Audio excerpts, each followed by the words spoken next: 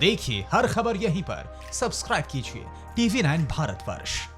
सांसें रोक देने वाला खुलासा है ये। 28 मार्च से TV9 भारतवर्ष की टीम हिंदुस्तान में कोरोना विस्फोट कराने वाली जमात के अमीर को शिद्दत से तलाश रही थी। गली गली खाक छानने के बाद, दर्जनों लोगों से छानबीन के बाद एक बात तो पुख्ता हो गई थी। जिस साद को पुलिस नहीं तलाश पाई, अगर उस तक पहुंचना है तो साद के उस ठिकाने पर पहुंचना होगा जहां उसके सबसे करीबी शागिर्द रहते हैं। दिल्ली का निजामुद्दीन इलाका, इसे मौलाना मोहम्मद साद का गढ़ माना जाता है, क्योंकि यही है जमात का हेडक्वार्टर यानी निजामुद्दीन मरकज। जमात की जड़ यही है, लिहाजा हमारी पड़ताल का पहला पड़ाव निजामुद्दीन के करीब बना ये गेस्ट हाउस था, जिसका पता नोट कर लीजिए। C/9 निजामुद्दीन, दिल्ली। हम मरकज से सिर्फ 300 मीटर की दूरी पर थे और जब हमारे रिपोर्टर खुफिया कैमरे के साथ यहां दाखिल हुए तो हमारे सामने वो शख्स था जिसका नाम था मोहम्मद अशरफ।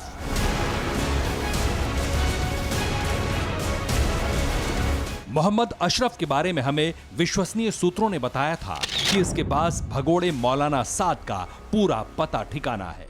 साद के बारे में खोजबीन करने से पहले आपको यह जान लेना चाहिए कि हम अशरफ से एक मैगजीन का रिपोर्टर बनकर मिले और अशरफ का पक्ष दुनिया के सामने रखने की बात कही।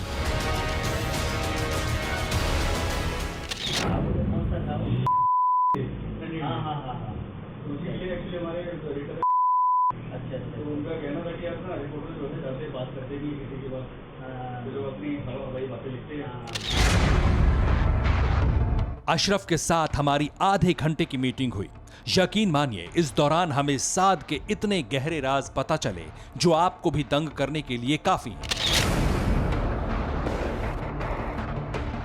बहरहाल ऑपरेशन तहलका का आखिरी मकसद था साद का पता निकालना और उस तक पहुंचना। लिहाजा हमने अशरफ से सीधा सवाल दाग दिया, कहां है मौलाना साद? अब जैसे अभी मौलाना साद साहब के ऊपर और के सबके अलावा 6 लोगों पे एफआईआर हुई है, उसमें आप भी हैं। जी जी जी, ठीक है ना। तो पुलिस बार बार ये कहती है कि फरार है, फरार है, फरार है, फरार। तो फरार किस तहत, क्योंकि हमें तो क्लियर मालूम है चीज के बारे में कि क्राइम ब्रांच को से आप बातचीफ हो रही है, आप हमारे सामने बैठे हमारे सामने, हम कैसे कहेंगे? कैसे घर का पता है, जिनका घर है उनका पता है, बराबर हम लोग वहाँ जा रहे हैं, आ रहे हैं। वो कम्युनिकेशन आज के जमाने में ऐसी है, कोई अगर इनके लिए तहखाने में घुस जाए। मोहम्मद अशरफ के जवाब ने हमें चौंका दिया। अशरफ का दावा है कि मौलाना साद जहां भी छिपा है उसका पता ठिकाना सब कुछ पुलिस अच्छी तरह जानती है।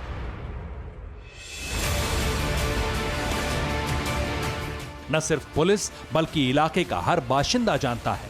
लेकिन सवाल यह उठता है, जब सबको पता है तो फिर आज तक उसकी गिरफ्तारी क्यों नहीं हुई? क्यों पुलिस उसके ठिकाने पर नहीं पहुंची?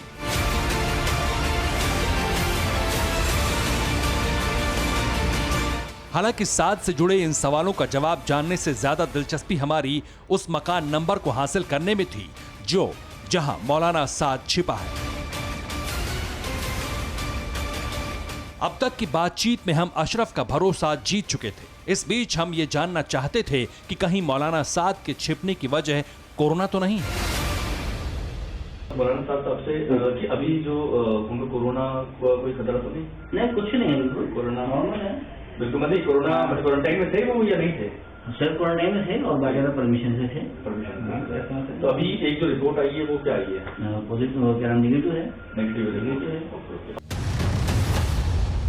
अशरफ ने कंफर्म किया कि मौलाना साद ने पहले खुद को क्वारंटीन किया था और बाद में कोरोना की जांच भी कराई थी, जैसी कि खबरें भी आईं।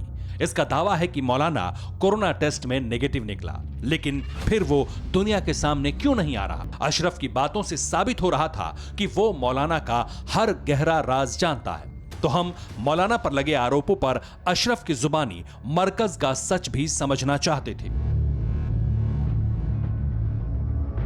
टीवी 9 भारतवर्ष पर हमने ऑपरेशन 1.5 करोड़ में आपको बताया था कि कैसे मौलाना साद के फार्म हाउस की मरम्मत में 1.5 करोड़ रुपए लगे थे, और वो भी कैश। इस खुलासे पर अशरफ ने एक और चौंकाने वाली बात कह दी।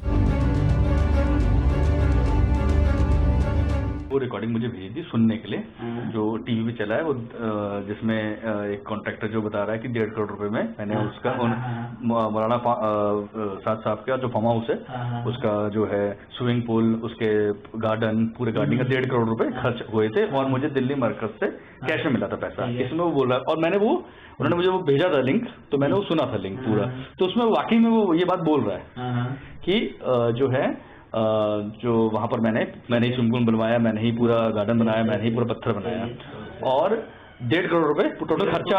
15 करोड़ का 1.5 करोड़ की आज की तारीख में क्या हैसियत है?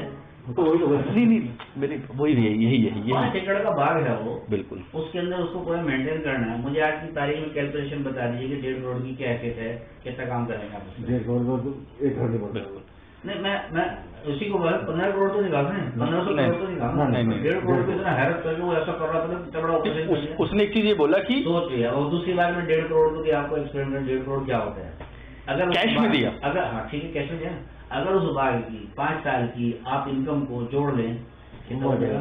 सही बात है। 1.5 करोड़ को आपको एक्सप्लेन कर 1.5 करोड़ क्या होता है? सुना, मौलाना का राइट हैंड अशरफ 1.5 करोड़ रुपए को बहुत मामूली रकम मानता है। हालांकि हमें साद का पता चाहिए था, और इसके सिवाय कोई और नहीं था जो हमें वहां तक पहुंचा सके। इसलिए हमने बातचीत का सिलसिला थोड़ा आगे बढ़ाया, पूछ लिया कि साद के खाते में रकम कितनी है। वो अकाउंट तो खाली पड़े हुए हैं, अकाउंट तो खाली, अकाउंट है ही नहीं। 125 अकाउंट तो मेरे जोड़ दिए, आप भी जोड़ देंगे। अशरफ का ये दावा तो सरासर झूठ लगता है, क्योंकि क्राइम ब्रांच के रडार पर मरकज से जुड़े करीब 125 अकाउंट हैं, जिनका जिम्मा साद के बेटों के पास था। फिक्र आपकी, सोमवार से शुक्रवार रात 9 बजे सिर्फ टीवी 9 भारतवर्ष पर।